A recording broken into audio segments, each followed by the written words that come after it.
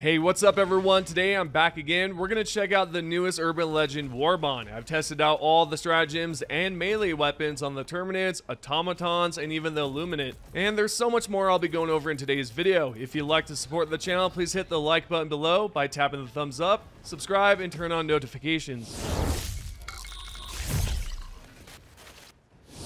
We're first going to test out all the stratagems and melee weapons on the Terminids, beginning with the Flame Sentry. It's absolutely nuts, and it can easily take down chargers without any issues. However, I do recommend that you have stuns to stop the charger from destroying your sentry, as you can tell in this clip. It's effective on this specific Terminid type. It's also good on basic enemies, including Hive Guards, Broods, and Alpha Commanders. The stratagem might just be one of my all-time favorite stratagems ever. Next, the anti-tank emplacement is also another one that I absolutely love. It's incredibly powerful on just about everything. It can one-shot chargers and impalers as well. They don't even stand a chance. And when it comes down to taking out Automatons, it's bananas. You have to hit the Automatons twice in the dome with the anti-tank shells to decimate it. I strongly suggest that you don't aim for the body, otherwise it's a waste of ammo as you just saw, and you're better off just shooting the head. Let's now go over the two melee weapons, the stun lance from the Warbond and the baton from the shop. I'll first talk about the baton, and I'll say right now that I don't think it's great, nor do I believe it's bad either. The reason being is that the baton has a shorter swing distance. As you can tell, you can't cover much distance with it like you can with the stun lance. You have further range with the stun lance than you do with the baton. Now, they both have the same amount of damage, so it's not like one is more powerful than the other. I just suggest using the stun lance since you can hit enemies further away, stopping them from reaching your position. Overall, both of the melees can infinitely stun enemies, especially chargers if you can get behind their back end and give them a good old back shot. Boy, do I love giving chargers back shots. Anyways, we also have the brand new directional shield that is gorgeous, but honestly, it's not that useful on the Terminids since they can get past the barrier and attack you, as you can see in this clip right here. Lastly, for the Terminids, we're going to see how great the new booster is. Spoiler alert, it's probably one of the best boosters besides the experimental infusion booster. We have a modified Liberator Penetrator attached to the top of a supply drop, and it can cover you while you're trying to grab your supplies. It can be used to defeat Hive Guards, Commanders, Shriekers, I mean you name it. Besides the bigger Terminids like Chargers, Impalers, and Automatons, it's not as useful. Yet, that makes perfect sense, right? Continuing forward, we are now going to test out the same weapons and stratagems on the Automatons. We'll go in the same exact order as previously, starting off with the Flame Sentry. Surprisingly enough, it can be used to take out Hulks, basic Automatons, as well as Devastators, Shielded Devastators, Striders, and Reinforced Striders that I like to call Rocket Striders. It's phenomenal against the bots and can be quite a useful tool on the battlefield, and this is why this stratagem is one of my favorites. As I've mentioned, the anti-tank emplacement is also quite insane. For instance, in this clip, you'll see the anti-tank emplacement can easily destroy Factory Striders like they're nothing. It literally took only 4 shots with it, and the Factory Strider turned into scrap metal. Now, I don't think anyone could tell me that this is not the best Warbond ever. I was excited at the time of testing to see how powerful it really is against the bots, and I'm not disappointed.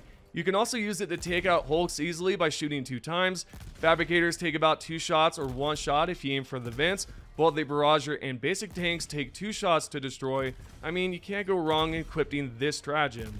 Okay, with that aside, the melee weapons are not too shabby when used on the Automatons, especially if you have an armor type with a peak physique armor passive, since it does increase your melee damage.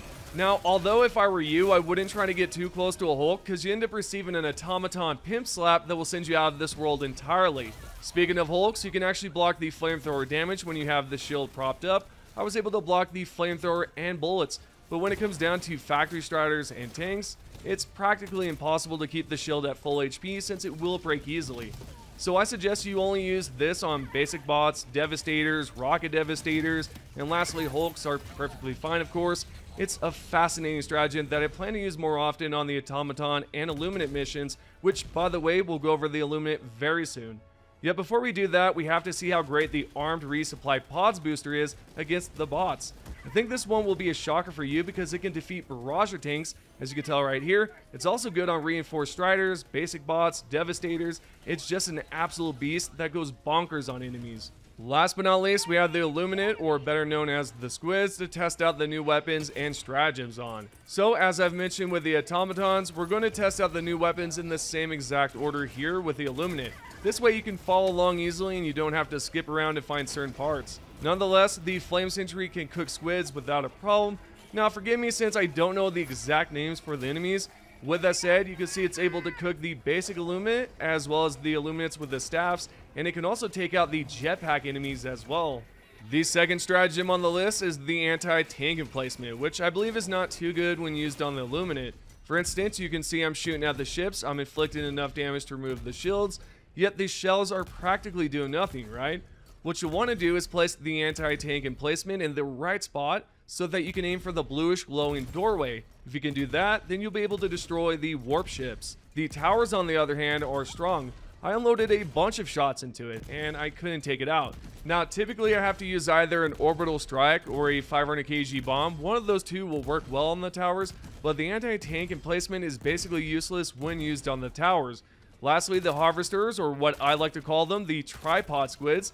Thankfully, the anti-tank emplacement can be used to destroy the tripod squids by taking out the barrier, which requires 2 shots. Then you'll have to unload 3 to 4 more shots, depending on where you hit the squid.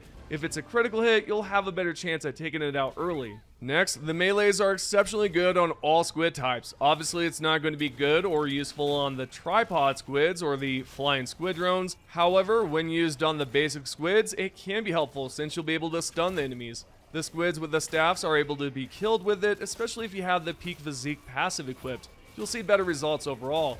I highly recommend that if you are planning on using the melees, then use that specific passive, otherwise it'll take slightly longer to beat a squid senseless. You can use either the baton or the stun lance. Again, I prefer to use the stun lance instead because you can reach further with it, giving you the chance to reach the enemy before they hit you. We're now going to see how useful the third stratagem is, which is the Directional Shield. The same situation with the Terminids applies here. If you give the squids a chance to get up close, they'll end up striking you. If it's against the Illuminate with these staffs, then you'll have a better chance at blocking the damage since they can shoot you with it. At the same time, if they also get close to you, they'll be able to hit you. Not only that, there's also the other squid type with the larger guns. You can also block their incoming damage as well as the tripod squids, but I wouldn't test the waters on that. It's the same thing with the Balatine and the Factory Striders. They'll be able to deplete your shield's HP quickly.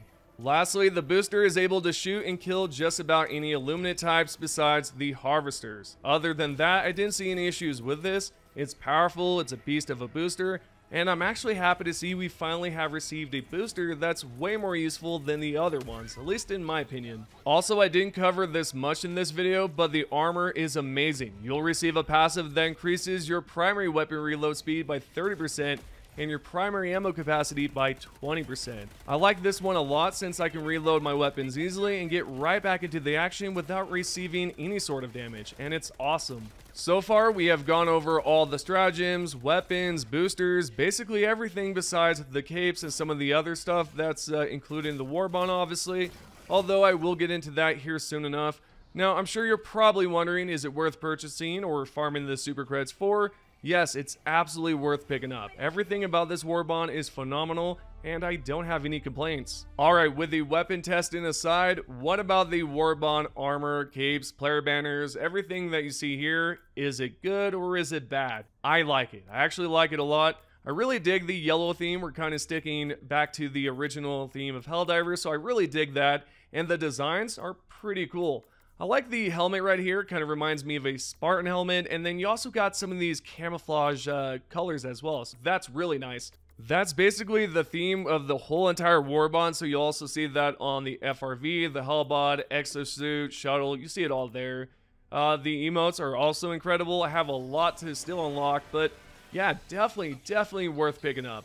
I'm happy about this, guys. I think we received a lot of great stratagems, a lot of good content, and all we had to do was just let the developers cook. And I know, guys, it was a little scary at first. Like, we thought the developers were just going to throw away this amazing game, but no, they went back, they tuned in, they adjusted a bunch of stuff, and then they released a crazy amount of content here. So honestly, I'm excited for the future of Helldivers. It's starting to look really good, guys. And I can't wait to see what type of melee weapons we're going to receive in the future and what the developers are going to be doing. And also, sorry if my voice is raspy. I've talked a lot in the last 2 to 3 videos, so I apologize for that. But overall, dude, I'm excited for this whole entire just content in the future, man. It's going to be exciting, and I just can't wait to see it. Now, usually I go over your suggested loadouts in the comments below, but this time I would like to see your suggested loadouts based on the stratagems and weapons we have received in this Warbond. With that said, post a comment below, and I might just feature your comment and your loadout in the next video. Speaking of comments, we're now going to go over the top 3 comments from the previous video. If you guys would like to be featured in the next one, all you have to do is comment down below. And if you get enough upvotes, I might just feature your comments in the next video. The first comment is by YTYT2245. Man, I see your comments quite a lot. It's insane. But anyways, you actually mentioned insane. It says, it's insane how we went from 10 30k players to 170k in under a few hours. No freaking kidding. And part of that is because, well, there was a lot of content that just wasn't here. It was kind of stale, kind of dry, and now we have a lot. The second top comment is by Chips and Gears. I'm a proud diver from Super Japan. I'm excited for some extraterrestrial squid sushi. Yes, I am as well. And awesome if you're actually from Japan, by the way. That's incredible, man. Last but not least, we have Chris. Tip for the Illuminate ships. Use a fast rate of fire primary to disable the shield beforehand. Without the shield, a single rocket or grenade will take it out. The sickle works amazingly well on them. Well, thanks for the tip. I didn't know that at all. Of course, we all didn't know because we just got into the game yesterday, but I appreciate that tip a lot, and I'll take it with me.